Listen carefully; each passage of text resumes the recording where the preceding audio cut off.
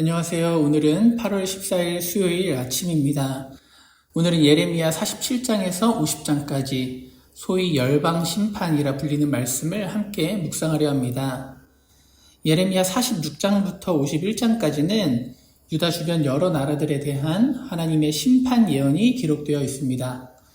이집트와 블레셋을 시작해서 모압, 암몬, 에돔, 다메섹, 게달, 하솔, 그리고 마지막 바벨론까지 심판의 대상이 됩니다. 먼저 이를 통해 우리는 하나님의 관심이 이스라엘에만 국한되는 것이 아니라 온 세상에 미치고 있으며 하나님께서 온 세상을 통치하시고 심판하시는 분이라는 것을 알 수 있습니다. 특히 여기서 주목할 점은 이 심판 예언이 이방 나라들에게 직접 전해지는 것이 아니라 절망에 빠진 이스라엘 백성에게 전해진다는 사실입니다. 이는 하나님께서 절망적인 상황 속에 있는 이스라엘에게 열방을 다스리시고 심판하시는 크고 위대하신 하나님을 드러내어서 이스라엘아 너희는 끝까지 그런 하나님을 소망해야 한다라는 것을 알려주시기 위함입니다. 이런 열방 심판 예언은 이사야서나 에스겔서에서도 등장하지만 예레미야는 각 나라에 대한 심판 예언을 다소 길고 상세하게 다룬다는 특징을 갖고 있습니다. 특히 바벨론에 대해서는 50장, 51장에 걸쳐서 매우 자세하게 100절이 넘는 자세한 묘사를 하고 있고요. 또 일부 나라에 대해서는 심판 이후 회복을 약속하시기도 하십니다.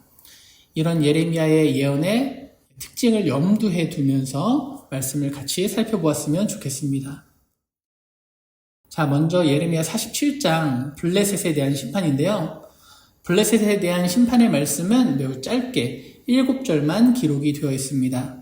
47장 2절 말씀, 여호와께서 이와 같이 말씀하시되 보라 물이 북쪽에서 일어나 물결치는 시내를 이루어 그 땅과 그 중에 있는 모든 것과 그 성읍과 거기에 사는 자들을 휩쓸리니 사람들이 부르짖으며 그 땅 모든 주민이 울부짖으리라. 아멘. 하나님은 블레셋이 갑작스럽고 철저하게 멸망당할 것이라 말씀하십니다. 여기서 북쪽에서 일어나는 물은 바벨론 군대를 상징합니다. 역사를 보면 블레셋은 이스라엘 역사상 가장 오랜 숙적이었죠. 가나안 땅 정복 이후에도 사사시대, 왕국시대, 또 분열왕국 시대까지 블레셋은 계속해서 이스라엘을 침공했습니다. 심지어 언약궤도 한번 빼앗겼던 적이 있었죠. 그런데 그런 블레셋이 바벨론의 침략 앞에 한순간에 무너지게 된다는 것입니다. 더욱이 블레셋은 멸망 이후로 회복에 대한 약속이 없습니다. 실제로도 회복되지가 못하죠. 47장 5절, 가사가 대머리가 되었고 아스글론과 그들에게 남은 평지가 멸망되었나니, 이는 블레셋의 주요 도시들이 완전히 파괴될 것이라는 것을 보여주고 있습니다. 이렇게 블레셋을 향한 심판은 한순간에 돌이킬 수 없는 완전한 심판이었다는 특징이 있습니다. 하나님의 자녀인 남유다도 징계를 받고 있죠. 하지만 그들은 회복될 것이에요. 궁극적인 심판에 이르지는 않을 것이라는 점에서 큰 차이점이 있습니다. 그러므로 사랑하는 성도 여러분, 때로 악인이 오래 버티고 형통하는 것 같아 보여도, 때로는 하나님의 자녀들만 징계를 받는 것 같아 보여도 우리는 하나님을 신뢰하며 하나님께서 이루실 공의를 의지해야 합니다. 또 한편으로 블레셋이 가장 짧게 단 7절 만에 묘사되면서 무너지는 모습은 하나님께서 우리의 적을 손수 무너뜨리시는 강력한 능력을 보여주는 것 같습니다. 그렇게 이스라엘이 오랫동안 무너뜨리지 못한 적이었지만 하나님께서는 한순간에 무너뜨릴 수 있다는 것을 보여주는 것이죠. 우리가 하나님께 우리의 문제를 올려드릴 때 하나님을 향한 강한 신뢰와 믿음이 있었으면 좋겠습니다.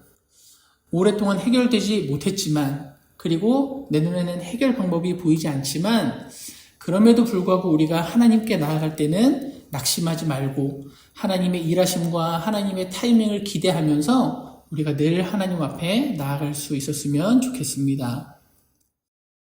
그 다음은 48장 모압의 심판인데요. 48장은 모압의 교만과 또 안일함, 또 그들의 우상숭배를 지적하면서 심판을 선포합니다. 블레셋과 데비드에게 47절까지 매우 길게 심판 예언이 되어 있는데요. 그 중에서 두 개의 구절에 주목을 했으면 좋겠습니다. 48장 7절, 내가 내 업적과 보물을 의뢰함으로 너도 정복을 당할 것이요 그모스는 그의 제사장들과 고관들과 함께 포로되어 갈 것이라. 고대 근동지역에서 전쟁은 단순한 사람들 간의 전쟁이 아니라 그들을 수호하고 있는 신들의 전쟁이라고 여겨졌습니다. 그러니 그모스가 포로되어 갈 것이다 라는 것은 모압의 패배와 함께 그들의 신들마저도 포로로 잡혀서 이방 신전에 놓이게 될 것을 의미하는 것입니다. 11절 말씀, 모압은 젊은 시절부터 평안하고 포로도 되지 아니하였으므로 마치 술이 그 찢기 위에 있고 이 그릇에서 저 그릇으로 옮기지 않음 같아서 그 맛이 남아있고 냄새가 변하지 아니하였도다. 여기서 젊은 시절이라는 표현은 모압의 역사의 초기를 말합니다. 실제로 모압의 역사를 보면 모압은 역사적으로 매우 오랜 기간 동안 평안을 누렸습니다. 마치 숙성된 포도주처럼 안정된 상태였습니다. 그래서 심지어 그 숙성된 찢기가 움직이지 않을 정도였다라고 말하는 것이죠.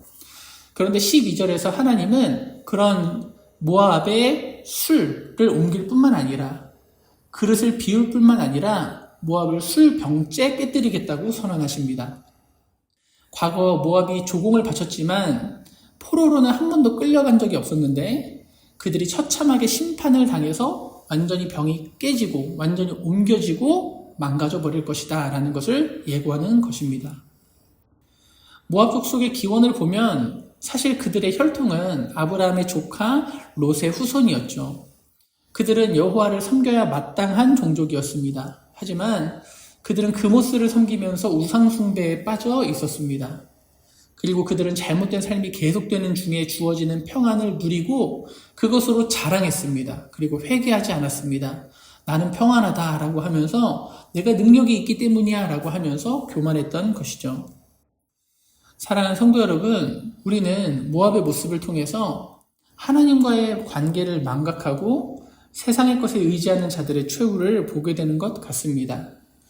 물론 하나님께서 평안을 주실 때 그것들은 축복이겠지만 그러나 그것이 우리의 삶이 바른 길 위에 있다는 증거는 아니라는 것을 오늘 본문은 알려줍니다. 예레미야 48장 14절, 모압이 어찌 이르기를 우리는 용사라 능란한 전사라 하나이까 하느니라. 모압은 우리가 강력한 용사이며 전쟁에 능숙하다고 자만하면서 이 심판을 받아들이지 않았습니다. 하지만 15절에서 하나님은 그렇게 선택받은 요압의 용사들이라 할지라도 심판 앞에서는 동물처럼 죽임을 당할 거라 말씀하십니다. 모압은 자기 스스로의 힘과 능력을 의지하면서 영적인 자만에 빠졌던 것입니다. 나만은 달라, 이것만은 다를 거야 라는 생각은 착각을 불러일으키는 것 같습니다. 나 자신에 대한 착각, 나의 죄악에 대한 착각, 하나님에 대한 착각, 심지어 모압에게 있어서는 자신의 종말조차도 보지 못하게 되는 영적인 어둠의 이유가 되었던 것입니다. 예레미야 49장에서는 암몬과 에돔에 대한 심판이 선포됩니다. 이 두 나라도 모압과 마찬가지로 이스라엘과 혈연 관계에 있는 민족이었지만 그럼에도 하나님의 심판을 피할 수가 없었습니다. 49장 1절, 암몬 자손에 대하여 여호와께서 이같이 말씀하시되 이스라엘이 무자하냐 상속자가 없느냐 말감이 갓을 점령하며 그 백성이 그 성읍들에 거주함은 어찌미냐. 암몬은 이스라엘 땅 갓지파의 땅을 불법적으로 점령했습니다. 하나님은 이스라엘 자손들 사이에서도 너희는 서로 지게표를 옮기지 말아라 라고 하셨는데요. 그와 마찬가지로 이스라엘의 주변 나라들도 하나님의 허락 없이 불법적으로 이스라엘의 땅을 차지해서는 안 되는 것이었습니다. 하지만 암몬은 하나님의 것을 겁없이 강탈한 것이죠. 이는 암몬이 그들의 신 말감을 숭배하고 또 출애굽 역사를 잊어버리고 하나님을 인정하지 않은 교만에서 비롯된 것이었습니다. 이렇게 우상을 섬기기 시작하자 이 암몬 자손은 하나님의 것을 도적질하는 그런 일까지 벌이게 된 것입니다.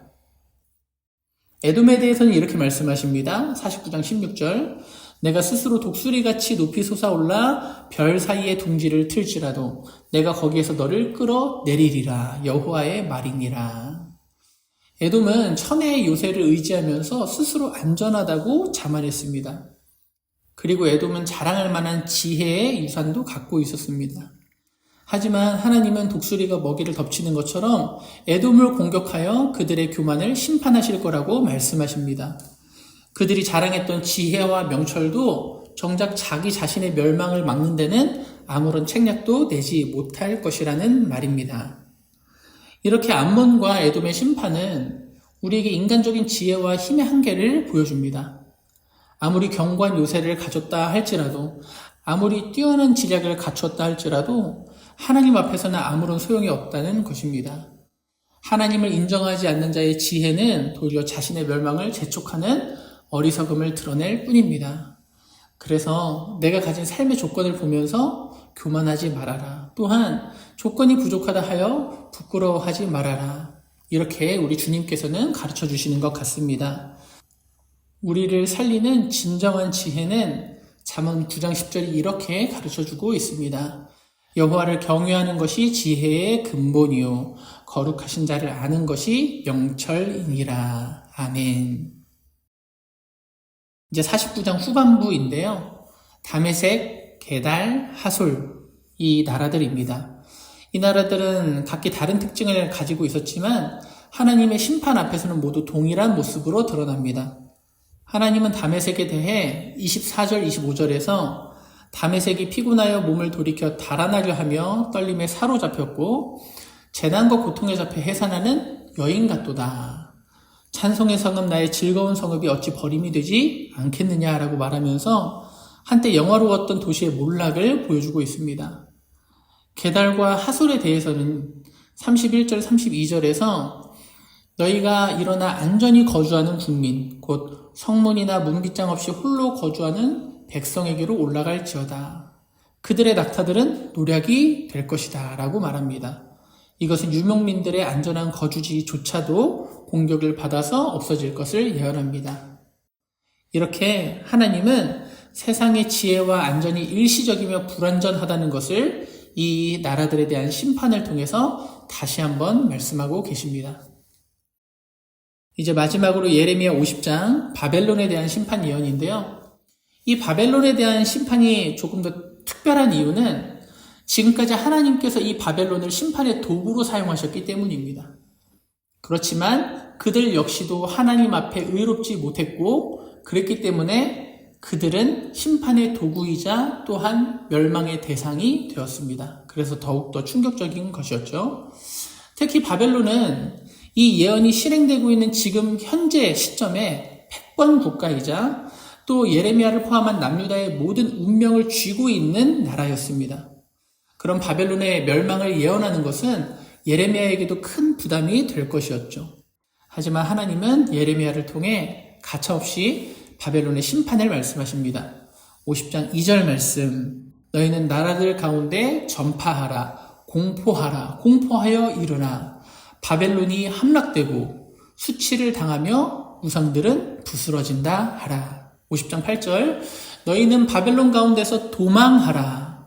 갈대아 사람의 땅에서 나오라. 양떼 앞서가는 순염소 같이 하라. 하나님은 이렇게 바벨론이 함락될 것이며 바벨론에서 도망쳐야 한다 말씀하십니다. 하나님께서 바벨론을 황무지로 만들고 그곳 주민을 흩으실 것이기 때문입니다. 실제 역사를 보면 바벨론은 주전 626년 나부콜라살에 의해 재건되고 605년 갈그미스 전투까지 승승장구하면서 고대 근동의 패권을 차지하는데요. 느부갓네살이 죽은 주전 562년 이후로 빠르게 쇠퇴하면서 BC 539년 고레스 2세에 의해 정복당하는 모습을 보입니다.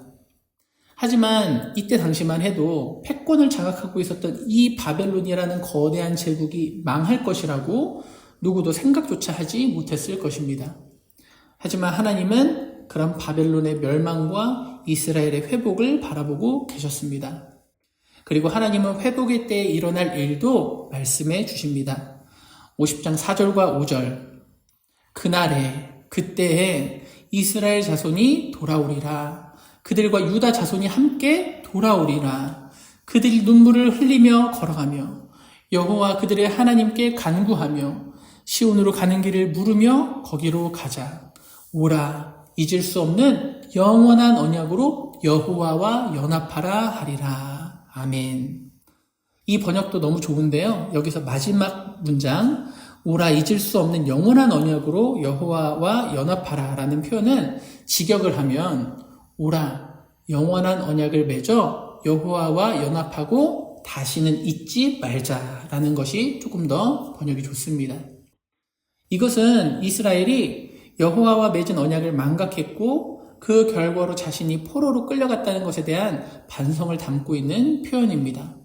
그러니 포로기 이전 이스라엘의 역사를 딱 한마디로 줄이면 망각의 역사라고 할 수 있을 것입니다. 망각했기 때문에 쇠퇴하고 심판을 당했다.